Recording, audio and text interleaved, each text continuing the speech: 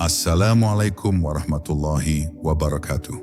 Pernahkah kau merasa ada sesuatu yang memanggil dari dalam dirimu, lembut tapi tak bisa diabaikan? Sebuah suara sunyi yang berbisik di balik segala hiruk-pikuk dunia. Kembalilah, kau mungkin mencarinya di masjid, di ayat-ayat, di langit malam, atau di keheningan air mata. Namun semakin kau mencari, semakin kau sadar, yang kau cari bukan di luar sana. Surat As-Sajdah bukan hanya tentang sujud tubuh, tapi tentang sujud ruh. Tentang saat hati benar-benar tunduk di hadapan Zat yang tunggal. Bukan karena diperintah, tapi karena tak mampu tidak bersujud. Inilah perjalanan ke dalam dirimu sendiri. Perjalanan menuju Sang Pencipta. Bab 1. Ketika ruh dipanggil untuk sujud. Ada momen dalam kehidupan seorang hamba di mana seluruh hiruk-pikuk dunia tiba-tiba terasa sunyi. Suara manusia meredup, gemuruh pikiran perlahan menghilang, dan yang tersisa hanyalah getaran halus yang datang dari kedalaman batin. Dalam keheningan itu, ada panggilan yang tidak bersuara, namun begitu jelas, sebuah panggilan untuk bersujud, bukan dengan tubuh, melainkan dengan seluruh keberadaan. Inilah panggilan yang dibisikkan oleh surat As-Sajdah kepada jiwa-jiwa yang terjaga. Sebuah ajakan lembut untuk meletakkan segala kebanggaan, ambisi dan kepemilikan di kaki kesadaran bahwa tidak ada yang benar-benar milik kita kecuali Dia. Sujud dalam makna As-Sajdah bukan sekadar menundukkan dahi ke tanah, tetapi menundukkan hati di hadapan yang menciptakan tanah. Ia bukan sekadar gerakan ibadah, melainkan keadaan ruh yang tenggelam dalam kesadaran ilahi. Ketika seorang hamba sungguh-sungguh bersujud, seluruh semesta di dalam dirinya pun ikut bersujud. Pikiran berhenti berlari, keinginan berhenti menuntut, dan waktu berhenti bergerak. Yang ada hanyalah kehadirannya. Di titik itu, manusia tidak lagi merasa sedang berdoa kepada Tuhan, karena ia sadar dirinya sendiri sedang berada di dalam doa itu. Ia bukan lagi penyembah yang berbicara, melainkan bagian dari kalimat suci yang Allah ucapkan sejak awal penciptaan. Itulah hakikat sujud yang sejati, lebur dalam kehendaknya tanpa sisa. Sujud seperti ini tidak bisa dipaksakan, tidak bisa dipelajari dengan teori. Ia hanya lahir ketika seseorang benar-benar mengenal kelemahannya, ketika hatinya luluh oleh cahaya penyesalan dan cinta.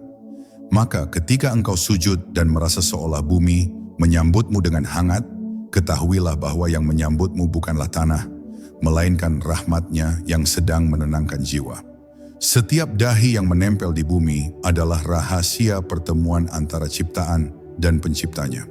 Setiap air mata yang jatuh dalam sujud adalah saksi bahwa di balik semua dosa masih ada cahaya yang ingin kembali pulang. Dan di sanalah, di tengah gelapnya malam dan heningnya kesadaran, sujud menjadi bahasa cinta yang paling murni antara hamba dan Tuhan. Tidak ada permintaan, tidak ada alasan, hanya pengakuan bahwa aku tiada, Engkaulah segalanya.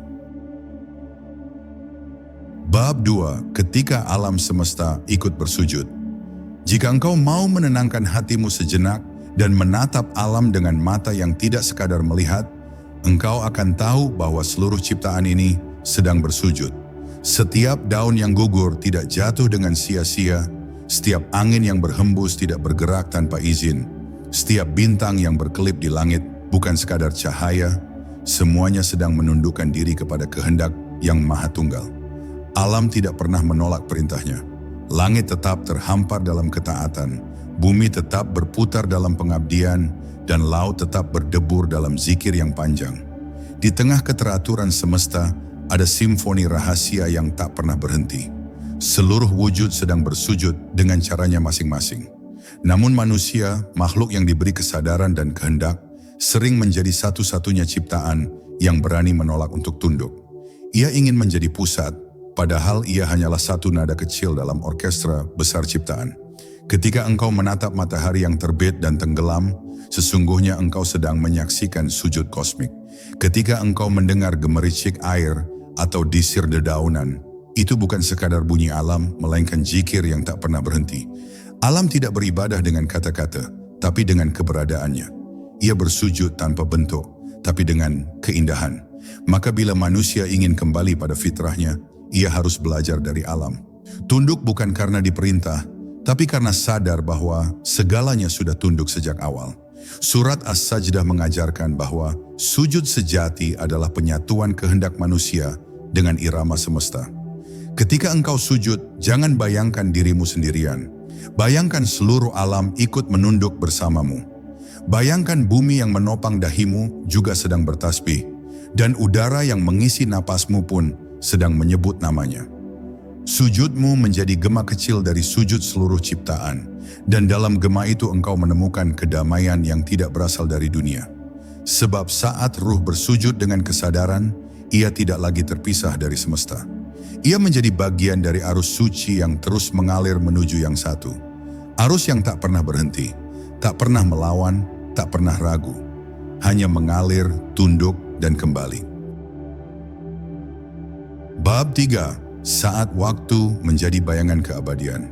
Ada saat di mana manusia merasa dikejar oleh waktu, berlari di antara masa lalu yang membebani dan masa depan yang menakutkan.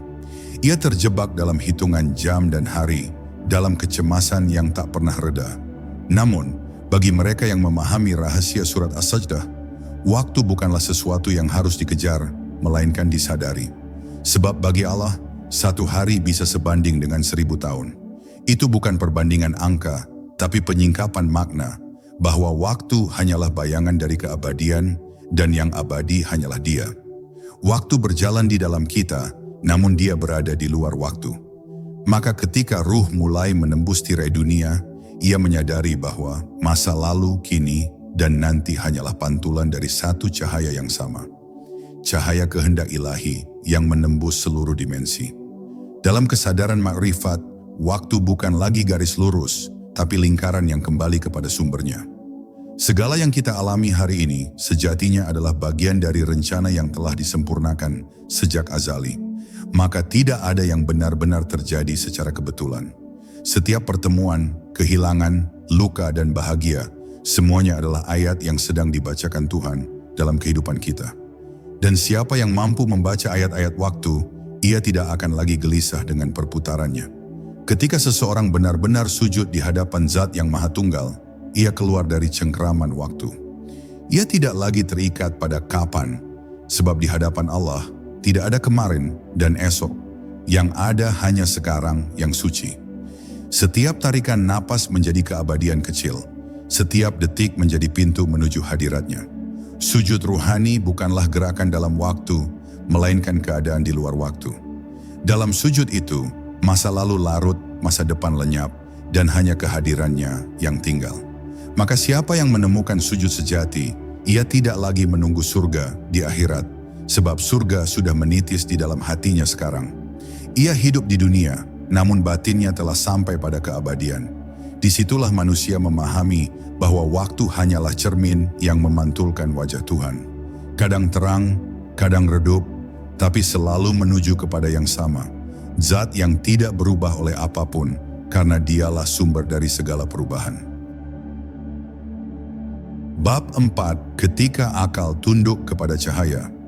Akal adalah lentera yang diberikan Allah agar manusia mampu berjalan di tengah gelapnya kehidupan, namun lentera itu hanya akan menuntun sampai di batas cahaya logika.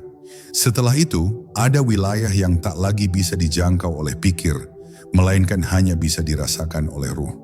Di sanalah surat As-Sajdah membawa manusia untuk menundukkan akalnya, bukan mematikannya, melainkan menempatkannya pada posisi yang benar. Sebagai pelayan bagi cahaya, bukan penguasa atas kebenaran. Sebab kebenaran sejati tidak dapat dijelaskan, hanya dapat disaksikan dalam diam yang sadar. Banyak manusia menyembah ilmunya sendiri, merasa telah mengerti Tuhan melalui buku dan kata-kata. Padahal hakikat Tuhan tidak pernah dapat dirangkai oleh bahasa, karena bahasa sendiri diciptakan olehnya. Ketika akal mencoba memahami Sang Pencipta, ia seperti ombak kecil yang ingin mengukur luasnya samudra. Maka datanglah saat di mana akal harus bersujud, meletakkan kesombongan pengetahuannya, dan mengakui bahwa segala yang ia tahu hanyalah sebutir debu di hadapan kebesaran rahasianya. Dalam kesadaran ini, lahirlah kebijaksanaan sejati, bahwa tidak semua yang benar bisa dijelaskan, Dan tidak semua yang tidak terjelaskan berarti salah. Hati yang tunduk akan memahami tanpa berpikir, karena Allah berbicara kepada hambanya bukan melalui suara, tetapi melalui cahaya yang menyentuh kalbu. Disitulah akal berhenti bertanya dan jiwa mulai mendengar. Dalam sujud ruhani, akal bukan ditinggalkan, tetapi disucikan dari kesombongan. Ia menjadi jernih seperti cermin, memantulkan kebenaran tanpa menafsirnya. Maka, semakin seseorang berilmu, seharusnya semakin ia menunduk, sebab cahaya hanya bisa menembus hati yang rendah.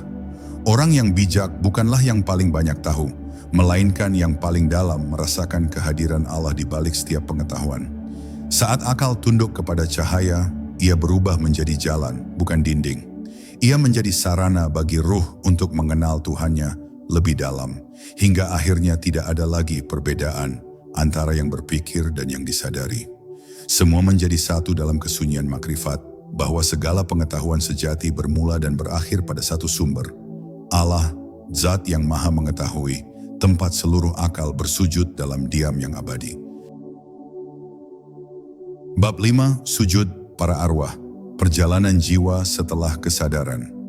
Ketika ruh mulai tersentuh oleh cahaya kesadaran, ia seakan bangkit dari tidur panjang yang tak disadari. Dunia yang selama ini terasa nyata mulai tampak seperti bayangan, dan kebenaran sejati menyingkapkan dirinya dalam kesunyian yang menakutkan sekaligus menenangkan. Di saat itu, sujud tidak lagi menjadi ritual, melainkan keadaan ruhani yang menyelubungi seluruh wujud.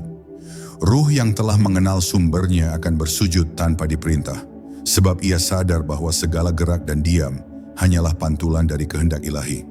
Sujud para arwah bukan sujud tubuh, melainkan sujud makna, tunduknya kesadaran kepada sang kesadaran. Di alam ruhani, tidak ada ruang dan waktu seperti yang kita kenal. Setiap detik menjadi kekekalan kecil, setiap napas menjadi percikan zikir yang abadi. Mereka yang hatinya hidup di dunia telah mencicipi sujud para arwah, itu bahkan sebelum jasadnya berpisah dari bumi. Mereka hidup di antara dua dunia, menjalani kehidupan fana dengan hati yang telah terhubung pada keabadian. Dan ketika kematian datang, ia bukan lagi sesuatu yang menakutkan, melainkan pintu pulang yang telah lama dirindukan. Kematian bukan akhir, tapi sujud terakhir dari kehidupan. Sebab di balik kematian, ruh hanya melanjutkan perjalanan yang sudah ia mulai sejak sujud pertamanya di dunia. Surat As-Sajdah membisikkan bahwa sujud sejati tidak berakhir di bumi, karena setiap jiwa yang mengenal Tuhannya akan terus bersujud bahkan setelah meninggalkan jasadnya. Mereka tidak lenyap, tapi tenggelam dalam lautan cahaya, di mana segala bentuk dan nama tidak lagi berarti. Di sana hanya ada satu kesadaran, bahwa tiada wujud selain wujudnya. Sujud para arwah adalah penyerahan total yang melampaui batas diri, sebuah tenggelamnya ego dalam samudra ketunggalan. Tidak ada aku, tidak ada engkau, hanya ada adanya yang mutlak. Itulah puncak dari perjalanan ruhani, ketika manusia tidak lagi sekadar menyebut nama Allah, tetapi menjadi gema dari nama itu sendiri. Dan setiap gema, setiap getar kesadaran yang lahir dari sujud, menjadi bukti bahwa bahkan setelah raga hancur, ruh tidak pernah berhenti tunduk. Ia terus bersujud, terus kembali, terus menyatu dalam pelukan Zat yang Maha Tunggal, yang menjadi awal sekaligus akhir dari segala sujud. Bab 6, Cahaya di balik gelap, rahasia ujian dan penyingkapan ruhani. Setiap manusia yang berjalan di jalan makrifat pasti akan melewati lembah gelap yang sunyi. Di sana, segala yang pernah ia pahami seolah direnggut darinya. Doa-doanya seakan tidak berjawab, hatinya terasa hampa, dan cahaya yang dulu meneranginya kini seakan padam. Namun itulah saat di mana Allah sedang mendidik ruh dengan cara paling halus dan paling rahasia. Gelap itu bukan hukuman, tetapi tabir penyingkapan. Karena dalam kegelapanlah mata batin belajar melihat. Cahaya sejati tidak tampak ketika dunia sedang terang, melainkan ketika semua cahaya dunia padam. Saat itu, yang tersisa hanyalah satu sinar lembut di kedalaman hati, cahaya yang berasal langsung dari Zat yang Maha Tunggal. Surat As-Sajdah mengajarkan bahwa setiap ujian adalah panggilan rahasia untuk kembali bersujud, bukan karena kalah, tetapi karena ingin dituntun lebih dekat. Dalam pandangan makrifat, penderitaan bukanlah tanda jauh dari Tuhan, melainkan bukti bahwa Dia sedang dekat, memelukmu dengan cara yang tidak bisa dijelaskan. Allah menutup satu jalan agar engkau menemukan jalan yang lebih dalam, menenggelamkanmu dalam gelap agar engkau mengenal makna cahaya. Setiap air mata yang jatuh dalam kegelapan adalah bentuk sujud paling jujur yang lahir tanpa rencana. Dalam tangisan itu, engkau tidak lagi meminta, engkau hanya mengaku bahwa engkau lemah, bahwa engkau tidak bisa tanpanya. Dan justru pada titik itu, Allah menyingkapkan wajahnya, bukan kepada matamu, tapi kepada hatimu. Itulah momen ketika sujud menjadi penerangan, ketika kesedihan berubah menjadi keheningan yang bercahaya. Gelap bukan lagi musuh, melainkan guru yang membawamu pada keutuhan. Maka jangan takut dengan masa-masa sunyi, jangan resah ketika hati terasa gelap. Karena di balik kegelapan Allah sedang menulis kisah penyingkapanmu sendiri. Ia sedang menyiapkan hatimu agar mampu menampung cahaya yang lebih besar yang tak akan pernah bisa kau pahami kecuali dengan tunduk total. Maka bersabarlah dalam gelap, karena di ujungnya akan lahir cahaya yang tak berasal dari dunia, melainkan dari kesadaran bahwa tiada sesuatu pun yang gelap di sisi Allah. Hanya mata manusialah yang belum terbiasa melihat cahaya yang tersembunyi dalam malam. Bab 7. Rahasia Kehendak. Ketika segala sesuatu bergerak karena Dia. Segala sesuatu yang tampak di dunia ini hanyalah bayangan dari satu kehendak yang tidak pernah berubah, kehendak Allah. Setiap daun yang jatuh, setiap langkah yang kita ambil, setiap kata yang terucap, semuanya terjadi karena Dia menghendakinya. Tidak ada yang benar-benar bergerak sendiri. Bahkan keinginan yang kita rasakan bukan milik kita sepenuhnya, melainkan getaran halus dari kehendak yang lebih tinggi, yang bekerja melalui diri kita tanpa kita sadari. Surat As-Sajdah mengajarkan bahwa mengenal Allah bukan berarti memahami apa yang Dia lakukan, tapi menyadari bahwa tidak ada satu pun yang terjadi di luar kuasanya. Di titik makrifat ini, seseorang tidak lagi menanyakan mengapa, sebab setiap mengapa telah lenyap dalam karena Dia. Ia tidak lagi menentang, tidak pula menolak. Ia hanya menyaksikan, dan dalam penyaksian itu ia bersujud. Karena memahami kehendak Allah bukan berarti menyerah tanpa arah, tapi berserah dengan penuh kesadaran. Semua yang tampak bertentangan di dunia, baik dan buruk, suka dan duka, datang dan pergi, sejatinya hanyalah cara Tuhan menampakkan keseimbangan sifat-sifatnya.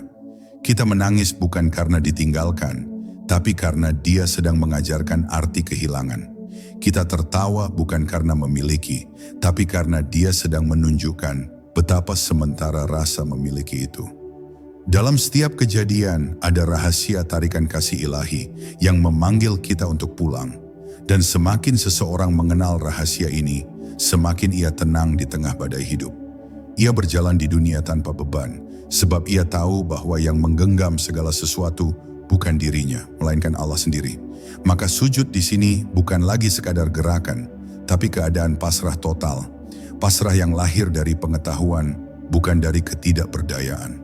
Ketika hati benar-benar tunduk pada kehendaknya, tidak ada lagi ruang bagi penolakan. Bahkan luka pun menjadi bentuk kasih, dan kehilangan menjadi bentuk zikir. Disitulah manusia menemukan kedamaian sejati, ketika ia tidak lagi menginginkan selain apa yang Allah kehendaki.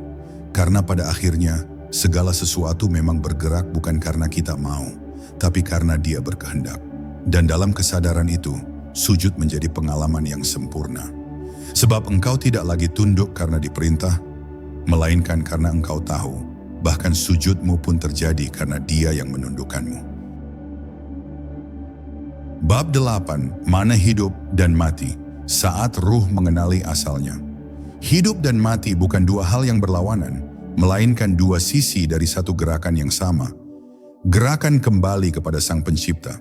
Banyak manusia memandang hidup sebagai perjalanan menjauhi kematian, padahal sesungguhnya kita sedang berjalan mendekat kepadanya. Surat As-Sajdah mengingatkan bahwa kehidupan dunia hanyalah fase singkat tempat ruh belajar mengenal asalnya. Di setiap napas, kita sedang bergerak menuju sumber yang sama, Hanya saja sebagian berjalan dengan kesadaran, sebagian lagi dengan kelalaian. Hidup bukan tentang berapa lama kita ada, tapi seberapa dalam kita mengenali dari mana kita berasal. Dan mati bukan akhir, melainkan awal dari kesadaran yang lebih luas. Ketika ruh meninggalkan jasadnya, ia tidak hilang. Ia hanya menanggalkan pakaian lamanya untuk kembali dalam bentuk yang lebih murni. Kematian bukan kehilangan, tapi kepulangan. Bagi mereka yang mengenal Allah di dunia, kematian bukanlah kegelapan, melainkan cahaya yang menuntun menuju rumah sejati. Dalam sujud ruhani, seseorang sudah belajar mati sebelum mati, melepaskan ego, keinginan, dan kepemilikan, bahkan sebelum ruhnya berpisah dari raga. Itulah yang disebut maut maknawi, kematian maknawi yang menghidupkan batin. Ketika ego mati, ruh terlahir kembali, bukan ke dunia baru, tapi ke kesadaran yang lebih tinggi. Dan di sanalah hidup menemukan maknanya yang sejati.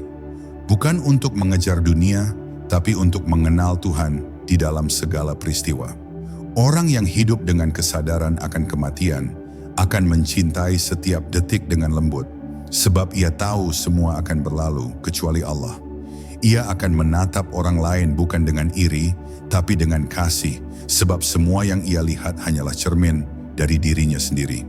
Dan ketika akhirnya kematian datang, ia tidak melawan, tidak pula takut. Ia hanya tersenyum sebab ia telah lama mengenal wajah yang menjemputnya. Wajah itu bukan malaikat, bukan bayangan gelap, melainkan pantulan kasih yang dulu ia rasakan saat bersujud. Maka hidup adalah kesempatan untuk mengenal Allah dan mati adalah pertemuan dengannya. Dan siapa yang hidup dengan sujud akan mati dalam sujud dan dibangkitkan dalam sujud. Sebab ruh yang pernah menyentuh makna tunduk sejati tidak akan pernah kehilangan arah. Ia tahu jalan pulang, jalan yang hanya bisa ditempuh oleh hati yang telah mengenal sumber cahaya yang pertama. Allah, Zat yang Maha Tunggal, yang darinya segala kehidupan bermula dan kepadanya segala ruh kembali. Bab 9. Kebangkitan Ruhani saat kesadaran terlahir kembali dari sujud. Ada kematian yang mengakhiri dan ada kematian yang justru melahirkan. Kebangkitan ruhani tidak terjadi ketika jasad bangkit dari kubur, tetapi ketika hati bangun dari kelalaian. Banyak manusia hidup, namun batinnya tertidur. Ia bergerak, berbicara, bahkan beribadah, namun tak benar-benar hadir dalam kesadaran.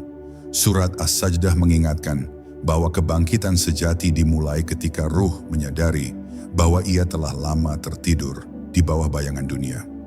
Maka Allah mengguncangnya dengan ujian, menelanjangi kenyamanannya, agar ia mau membuka mata batin dan kembali kepada cahaya. Itulah rahasia kebangkitan. Tidak datang dari luar, tapi dari dalam diri. Saat ruh menyentuh kembali fitrahnya yang suci. Dalam sujud yang paling dalam, ketika ego telah luluh dan akal berhenti melawan, ruh mulai terbangun.